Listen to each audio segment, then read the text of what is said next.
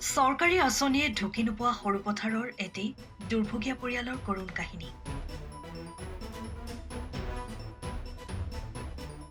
সৰুপথাৰ সমষ্টিৰ পূব সৰুপথাৰ গাঁও পঞ্চায়তৰ অন্তৰ্গত ২ নং লখিমীপথাৰ গাঁৱৰ এটি দুৰ্ভগীয়া পৰিয়ালৰ কৰুণ গাথা। পৰিয়ালটোক বৰ্তমানলৈকে চৰকাৰী আঁচনিয়ে ঢুকি পোৱা নাই। ৩ গৰাকী সদস্য থকা পৰিয়ালটোৰ ঘৰখনো খেৰৰ চালি দিয়া এটি তেনেই সাধাৰণ ঘৰ। মাত্ৰ দীপালী শইকীয়া আৰু তেওঁৰ কন্যা বেবী শইকীয়া বৰ্তমান ঘৰখনত অকলেই থাকে। সৰু পুত্ৰৰ বয়স বৰ বেছি নহলেও পৰিয়ালটো চলাবৰ বাবে বহিৰাজ্যত কোম্পানীত কৰ্মৰত, কিন্তু সি উপাৰ্জন কৰিলেও সেয়া পৰিয়ালটোৰ বাবে পৰ্যাপ্ত নহয়। দীপালী শইকীয়াই আশাকৰ্মীৰ কাম কৰিছিল, কিন্তু ৪ বছৰ আগতে স্বামী ঢুকুৱাত সেই কামো বাদ দিবলগীয়া হ'ল, কিয়নো দীপালী শইকীয়াৰ কন্যা বেবী এগৰাকী বিশেষভাৱে সক্ষম যুৱতী। সেয়েহে তাই বিশেষ কোনো কাম বন কৰিব নোৱাৰে।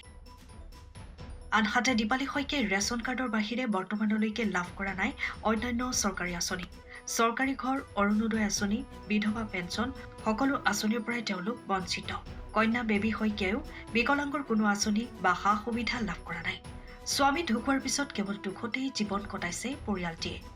সেয়েহে মাতৃ দীপালী শইকীয়া আৰু সম্বন্ধীয় ভতিজা তথা স্থানীয় ব্যক্তিয়ে কন্যাগৰাকীক সংস্থাপন দিয়াৰ লগতে পৰিয়ালটোক চৰকাৰী আঁচনিসমূহ দিয়াৰ বাবে স্থানীয় বিধায়ক আৰু অসম চৰকাৰৰ ওচৰত কৰজোৰে প্ৰাৰ্থনা জনাইছে।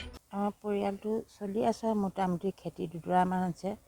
সেই খেতিৰ সূত্ৰটো একো হেৰি কৰিব নোৱাৰোঁ। ল'ৰা এতিয়া সৰু হৈ আছে যদিও বাহিৰত কৰ্মসূত্ৰে এনেকৈয়ে ঘৰখন চলাই আছে। ছোৱালীকে মই অকলে লৈ। ল'ৰা কিমান বছৰ হ'ল? ল'ৰা ২৪ বছৰ নে ২৬ বছৰ হৈছে। সি বাহিৰত থাকে? হয়।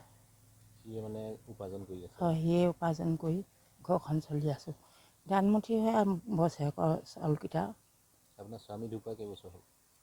এই আজি কালিলৈ 19 নৱেম্বৰ নহয়, এই 4 বছৰ সম্পূৰ্ণ হ'ব। 4 বছৰ সম্পূৰ্ণ। হয়। তাই এনেকৈ সা সুবিধা পোৱা নাই। এতিয়া এই কেইমাহমান হৈছে অৰুণোদয়টো সোমাইছে।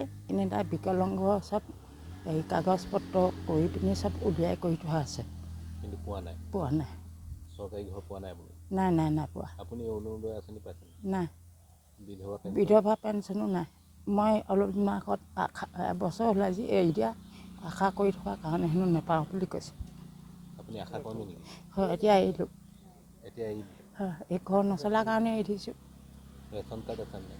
আছে। ৰেচন কাৰ্ড আছে। কিমান পায় চাউল? এজনৰ 5 কেজি খায়, 3জনৰ 15 কেজি পাওঁ। 15 কেজি। যদি চৰকাৰে ছোৱালীজনীক কিবা এটা উপায় সংস্থাপন দিয়ে সেইটোকে ভাল পাম আৰু। মোৰ নাম শ্ৰীমতী দীপালী শইকীয়া, 2 নং লখিমীপথাৰ, ডাকঘৰ চুকীয়াপথাৰ। কথা হ'ল কি, এই যি ছোৱালী বেবীৰূপা শইকীয়াৰ দেউতাক আজি বহু বছৰ আগতে মৃত্যু হ'ল। মৃত্যু হোৱাত মাকে কেৱল উপাৰ্জন নাই, সাধাৰণ দুডৰামান খেতি কৰি চলি আছে। আৰু ছোৱালীজনীও বৰ্তমান মেট্ৰিক পাছ কৰি আছে। তাইও মানে চলিবলৈ অসুবিধা হৈছে। আৰু ল'ৰাটোৰ ঘৰ বাহিৰত থাকে। তেওঁ বিশেষ ল'ৰামতীয়া হৈ আছে, বিশেষ ইনকাম দিব পৰা নাই। চৰকাৰৰ পৰাও আজিলৈকে কোনো সা সুবিধা পোৱা নাই। আৰু চৰকাৰী ঘৰৰ কোনো আজিলৈকে বহুবাৰ আবেদন নিবেদন কৰাৰ পিছতো চৰকাৰৰ ঘৰৰ পৰা কোনো সা সুবিধা তেনেকৈ পোৱা নাই। যিহেতু ভগা ঘৰতে থাকিবলগীয়া হৈছে। সেয়েহে মই এই চেনেলৰ যোগেদি চৰকাৰক অনুৰোধ জনাইছোঁ যাতে এই পৰিয়ালটোৰ ঘৰ দি আৰু এই কণমানি বিকলাংগ ছোৱালীজনীক যদি চৰকাৰে কিবা এটা সংস্থাপন দিয়ে, তেনেহ'লে তেওঁবিলাকৰ ভৱিষ্যতো উন্নত হ'ব বুলি মই চৰকাৰক অনুৰোধ জনাইছোঁ। সময়ৰ খবৰ সময়ত পাবলৈ ফ'ল' কৰক টাইম অফ আছাম।